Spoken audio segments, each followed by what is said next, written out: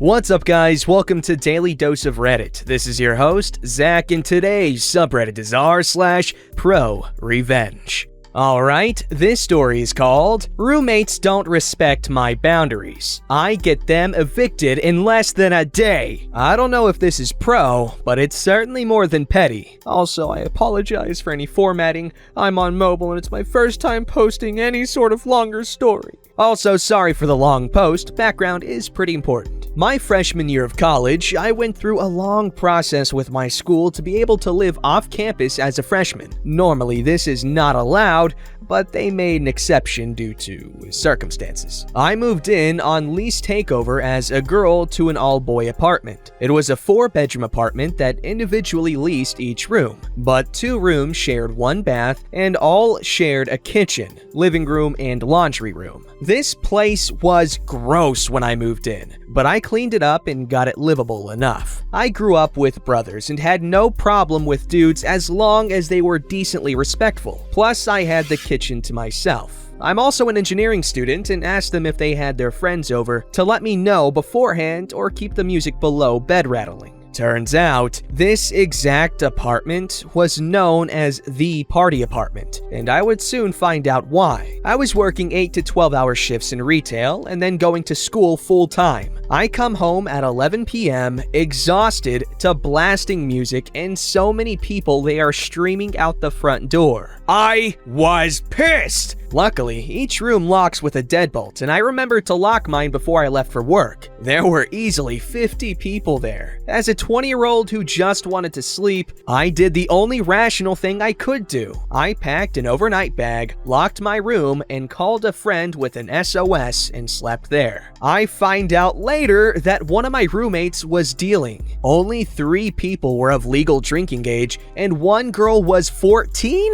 The girlfriend of one of my roommates was still in high school and invited all of her friends, who invited more people. The cops busted the party, but luckily didn't card anyone, so no one was arrested. Now, I felt like I could reasonably deal with this. Then they started to use my things in the kitchen, steal my food, and the last straw was when they dented my kitchen knives that I had just purchased. Brand new knives that now had nicks in the blade like they sword fought with them. Mind you, I communicated all of my grievances that weren't super minor, like using my laundry soap, with them and asked that my boundaries be respected. Their guests would throw up and poop in the toilet. They would try to enter my room to use my bed while I was sleeping. The girlfriend of one even ended up coming into my room to stare at me. I woke up when I forgot to lock my door to tell me 4 people were coming over. My food and my items were still being taken and damaged, and I grew tired of it all. I attempted to befriend the various roommates in an effort to get them to be more courteous, but the information I got was even better. Remember how I was a lease takeover? Yeah, our apartment not only required the necessary paperwork, they also required a lease takeover fee. I find out that my roommates are friends of the people on the lease. Their friends upgraded to a different apartment complex and didn't want to pay that fee. My roommates hadn't paid the takeover fee or signed any paperwork putting them on the lease, so the original leaseholder wasn't living there. I keep this information for later.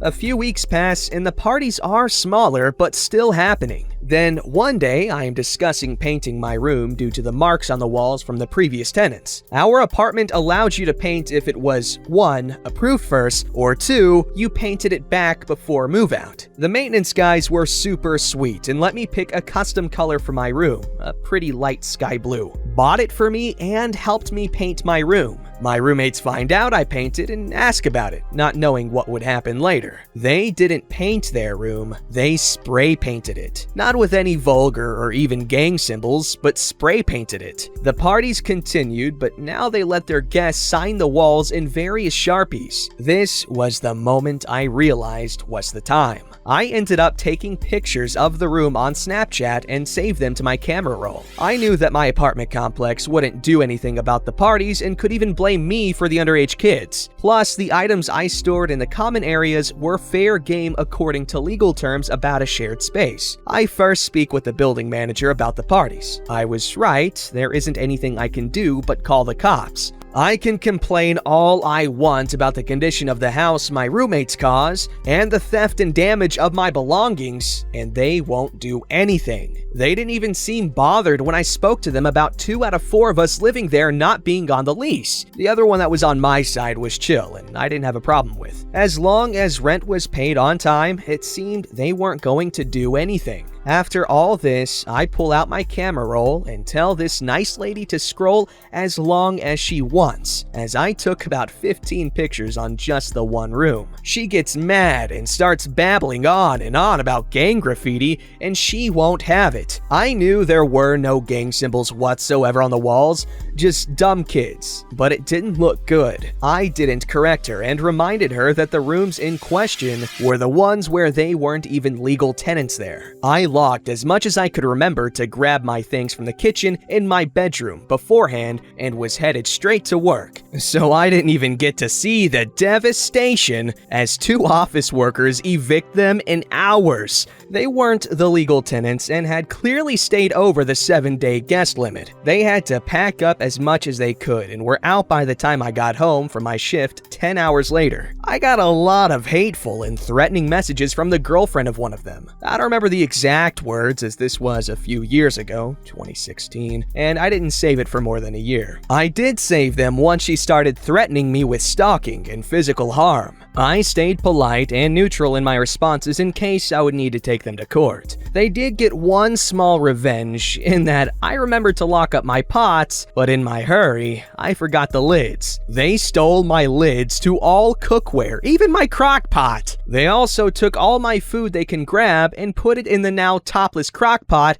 with all of my spices too, and left it on. I'm not sure what liquid was used, and I don't ever want to know. But I ended up paying the rent of a 1-bedroom for 4 bedrooms when the last roommate's lease ended a few months later. The rooms were leased individually. Also, the now former roommate's friends that were on the lease had to come in, clean, and repaint the walls white. Do you know what happens when you put water-based white paint over red and black colored permanent marker? He eventually hired a guy to make it look right. I heard it took 9+ layers in some areas, and others were entirely speckled. That's not right, but it was a special paint that wouldn't let the ink from the marker bleed through, and was super thick. Hey. I felt bad for the original leaseholders as they were now stuck with the damages, had to repaint, and still had to pay rent on this apartment. I had met with and was cool with them, even tried helping one guy paint a bunch, and told him I had no beef with him. I apologized the way things worked out and he wasn't happy with me, but also didn't blame me. I reasoned it with they knew they were breaking the terms of their lease and exactly who their friends were when they didn't transfer the lease.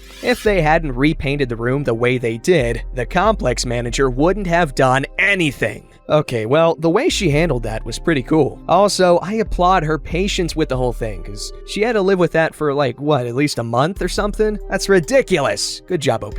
Alright, this story's called HVAC Company Fired Me Without Cause. The EPA helped me get revenge. Not sure if this counts as pro. You be the judge. I was hired as an HVAC technician at a local company around 5 years ago. On the day of the interview, I was asked if I had my driver's license, and I responded that I did not. I was asked if I could get it, and I told them that I could once I had saved up the money to pay off a child support obligation. Due to an auto accident, I was unable to work for nearly 2 years, and the child support just piled up. In my state, they can and did revoke my driver's license, but not my state refrigerant license. I was hired anyway and paired with another technician who drove one of the company trucks, and we made a rather good team. However, I began to notice some seriously concerning behavior. But before I get into that, let me explain something. In order to work as an HVAC technician that can transport and handle refrigerants, one must have a refrigerant license. To get this license in my state, I had to attend a community college for 6 months, complete all of the required classes, and then take an exam that is administered by the State Refrigeration Board. Much of this exam requires a thorough knowledge of Environmental Protection Agency guidelines, requirements, and, most importantly, laws. It is illegal to improperly dispose of refrigerant. It must be recovered, reclaimed, and/or recycled. This was something that was drilled into our heads. The EPA sternly frowns upon the improper releasing of refrigerants into the atmosphere. Moving on. The company that hired me was a smaller local type. One office, one warehouse, less than a dozen trucks, and no more than 20 employees. Their reputation was stellar, and they had numerous long-standing contracts with expensive private community home construction companies. Despite their reputation, the technicians were the worst type, lazy and thoughtless. I noticed a lot of little things that were just straight up unethical. Shaking the dust off an air handler filter, but claiming it was replaced. Charging people money for a pound or two of refrigerant that was never added. Lots of little petty things that cost little individually, but add up quickly. But there was one thing that was commonly done that especially irritated the crap out of me: venting refrigerant into the air. I mentioned it a few times and was brushed off. I desperately needed this job, so I didn't want to jeopardize it. But I did begin to take notes, and on 9 separate occasions, I recorded video on my phone. Wasn't hard to do either. I only did this to protect myself in case I was asked about it. But later on, those notes and those videos came in handy. So just shy of a year, I was fired because I had not gotten my driver's license. They had wanted me to go out in a truck on my own, which would have made them, and myself as well, more money. The thing is, other than the day I was hired,